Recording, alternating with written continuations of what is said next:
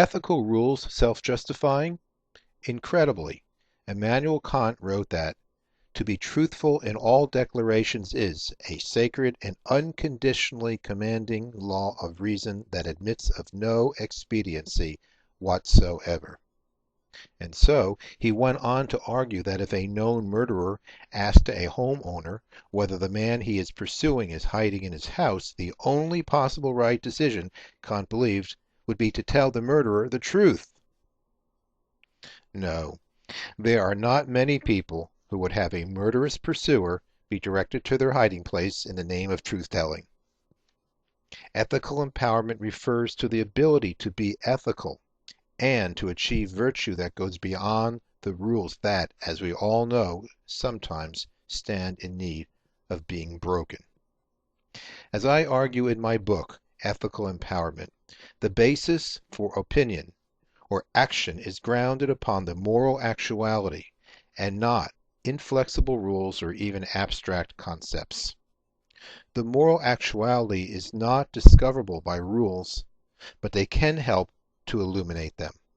Simply stated, the moral actuality is what the sum total of wisdom, guided by love, can ascertain. Of course, we can still make mistakes, and consensus of opinion can later be reversed, but moral wisdom is not contained in do's and don'ts and pithy maxims.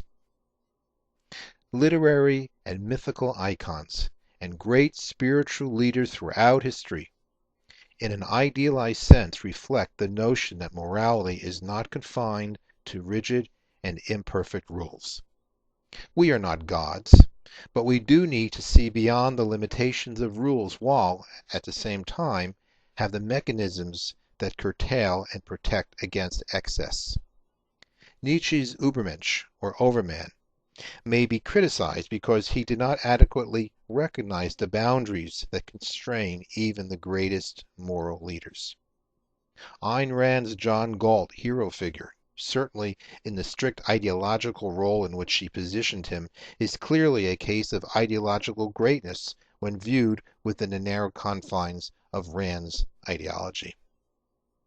And the great spiritual leaders, Jesus and the Buddha, Lao-tzu, and others were iconic in the role of spiritual trailblazers.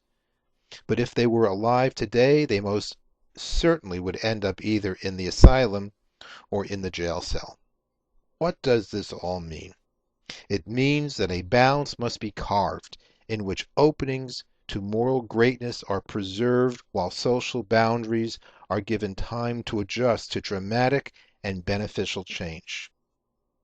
But in real life, great individuals must balance the fluctuating moral tensions between self-regarding and other-regarding interests. An empowered ethics would require an attitude of a willingness to reframe all values.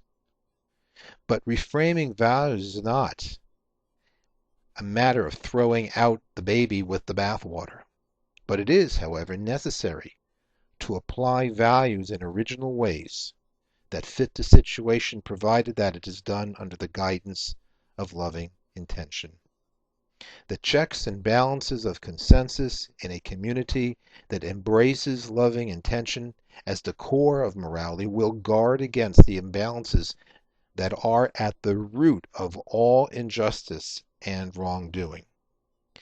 In such an environment, the titans of self-regarding glory and the saints of other-regarding beneficence and compassion will themselves be the very scales of justice and balanced wisdom that empower a just and thriving society.